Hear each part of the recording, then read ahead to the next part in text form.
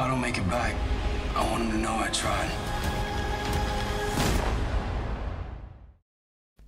Bonjour et bonsoir à tous. Alors, on se retrouve 4 à 5 mois après la guerre, je crois, pour parler de la série Daryl Dixon, sur laquelle j'avais déjà fait des vidéos à l'époque, mais c'était le moment où je faisais donc des vidéos sur tous les épisodes au lieu de faire par saison et par série. Tout simplement parce que maintenant ça me prend un peu trop de temps de faire chaque épisode une vidéo dessus, donc c'est un peu chiant. Donc je faisais une série et ça m'est complètement passé sous la trappe parce qu'entre temps j'avais d'autres vidéos à faire et aussi d'autres projets. J'ai lancé Twitch, etc. Donc voilà, donc on est bien en retard, mais c'est pas grave, comme on dit, vaut mieux tard que jamais, n'est-ce pas? Alors. Daryl Dixon. Donc pour ceux qui ont regardé toutes mes vidéos, vous savez que euh, j'ai beaucoup aimé le premier épisode, il me semble, et le reste j'ai pas trop aimé, à part quelques-uns. Mais en gros, ouais, globalement, j'ai pas aimé. À cause d'un problème, un problème récurrent, c'est que ça parle d'une secte en fait. Et bah moi, vous voyez, tout ce qui est le côté spiritualité, secte et tout, bah moi ça m'intéresse pas. Ça a même tendance à m'exaspérer parce que j'ai eu peur qu'on tombe sur du surnaturel. Bon, alors heureusement à la fin on apprend que le dessin prémonitoire c'était en réalité une arnaque quoi. Et je me suis dit qu'à un moment ils allaient faire en sorte que la série allait forcer Laurent à se rendre compte qu'en fait il est utilisé et instrumentalisé par des idiots de secte euh, pour, pour qu'il leur donne de l'espoir à eux et donc attacher une sorte je sais pas, de vivre ensemble parce qu'ils sont tous ensemble, etc.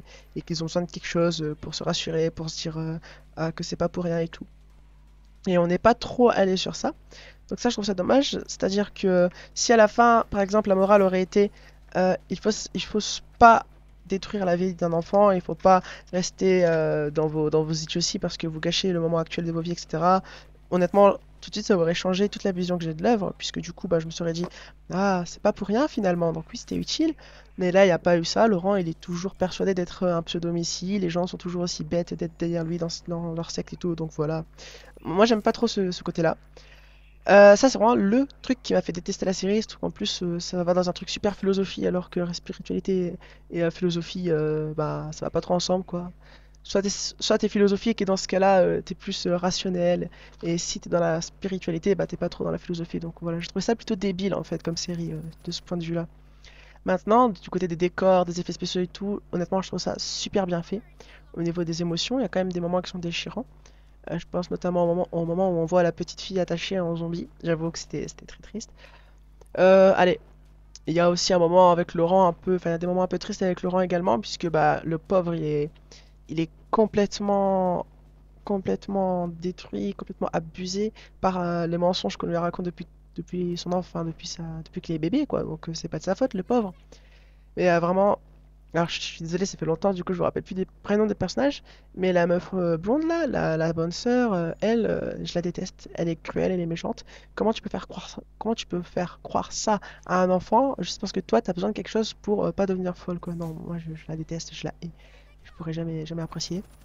Pareil, leur groupe, que ce soit au couvent, je crois que c'était au Mont-Saint-Michel, c'était débile aussi de secte, ils font n'importe quoi. Et le pire, c'est qu'ils vont endoctriner les enfants et Laurent, donc moi, ça me rend encore plus triste, donc vraiment, je supporte pas ça. Voilà. Quand ça touche les enfants, ce genre d'endoctrinement, moi, ça me fait mal au cœur, je déteste, je trouve ça horrible.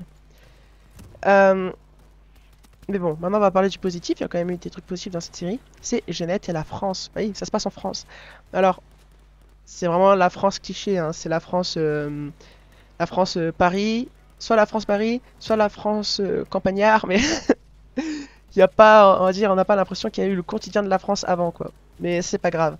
Il y a eu la scène dans les métros parisiens et le début de l'apocalypse avec les camions du SAMU et tout, c'était vraiment trop bien. Mais le truc le plus impressionnant en fait, c'est Jeannette, tout simplement parce que on a affaire en fait à un nouveau gouvernement français, tout simplement. Mais ce que je trouve dommage, c'est qu'il n'est pas assez expliquer si c'est vraiment un nouveau gouvernement français.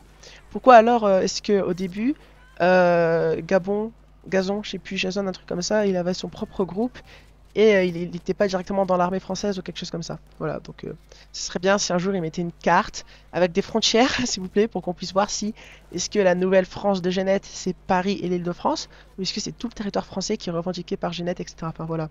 Moi j'ai envie d'en savoir plus sur la politique et j'espère que la saison 2 va s'attarder là-dessus. Et voilà, bah, sur ça, pour le coup, ça m'a complètement conquis. J'ai adoré le speech J'ai encore oublié son prénom, mais la générale ou la présidente de Genet, j'ai adoré son speech final. J'ai adoré aussi les seringues là qui transforment les zombies en super forts, en super tités là, qui leur donnent une augmentation de pouvoir et tout, ça c'était incroyable. Vraiment, y a pas à dire, waouh. Voilà, donc ça, je pense que là vous avez à peu près les deux visions de pourquoi j'ai détesté, de pourquoi j'ai adoré. Maintenant, si on parle de personnages, Daryl, j'ai jamais aimé trop, enfin c'était plutôt que je m'en foutais. Là, ça va, j'ai un peu plus de ressenti pour lui, mais bon, pas spécialement. Par contre, Carole qui va venir après dans la saison 2, je suis désolé, mais elle, je la déteste. Oh là là, je vais souffler encore plus. Alors, si la saison 2, ça part en mode faut protéger le Mont Saint-Michel et notre secte contre la méchante France. Ouh là là, attention. Oh là là, alors là, non. Alors là, non. Oh là là, comment je vais détester. Comment je vais détester. J'espère que ça va pas partir là-dessus parce que sinon. Enfin bref, donc pour récapituler, cette série, c'était bien pour le voyage, bien pour les personnages, certains, mais c'est de, débile de fausse philosophie spirituelle en fait. C'est ça le truc, c'est vraiment pour les crédules et les gens qui réfléchissent pas trop ou qui sont superstitieux quoi. Et d'un côté, ça retranscrit bien, vous voyez, ça retranscrit bien le- la mentalité des gens qui croient en ce genre de choses. Vraiment, ça retranscrit bien. Mais ça n'a pas sa place dans The Walking Dead, ou alors ça a sa place en mineur, par exemple, je vais dire, dans la série principale, il y a le groupe des Reapers, etc. Bon, eux aussi ils sont religieux, eux aussi ils sont sectes, et ils sont débiles, mais c'est pas tout l'intérêt de la série de parler que de ça, quoi. Alors que là, j'ai l'impression que c'est toute la série, ils parlent que de ça. Et au début, j'étais vraiment en train de me dire, non, ils vont pas faire venir un vrai Jésus, ils vont pas faire venir des choses comme ça et tout. Heureusement, ça va, c'est pas ça, on a appris que c'est un mensonge, heureusement, voilà. Mais c'est dommage qu'il l'ait pas travaillé. Encore une fois, si jamais il l'avait travaillé du point de vue des enfants abusés à qui on ment toute leur enfance, là ça aurait été intéressant. Mais là, il n'y a aucun développement là-dessus. Et puis Laurent, il continue à croire que c'est lui le Messie ou je sais pas quoi. Donc, ouais, moi je suis désolé, mais moi ça me fait mal au cœur. Et quand je vois à la fin les enfants là, au Mont-Saint-Michel qui jouent sans se douter qu'ils sont pris dans des sectes et tout, je peux pas. Voilà. Et pour revenir sinon, tout le reste, de toute façon, tout le reste, j'avais déjà parlé dans les anciennes vidéos. Mais voilà, globalement, tout ce qui s'attache à la France, j'aime. Tout ce qui s'attache à leur secte, la spiritualité, enfin, fausse spiritualité philosophique, là, ça, j'aime pas. Voilà. Donc, vous n'hésitez pas à me dire ce que vous en avez pensé. N'hésitez pas à liker la vidéo, à me rejoindre sur les réseaux sociaux. Alors, comme j'ai dit, oui, la vidéo est très en retard sur le temps. Et encore, préparez-vous parce que la semaine prochaine, c'est la critique de Date City. Ça va sortir encore plus longtemps. Mais bon, là on est parti sur février. Vidéo The Walking Dead principalement. Et voilà. Bref. Donc n'hésitez pas à vous abonner, à liker la vidéo, à me suivre sur mes réseaux sociaux. Moi je vous dis à plus pour de prochaines vidéos.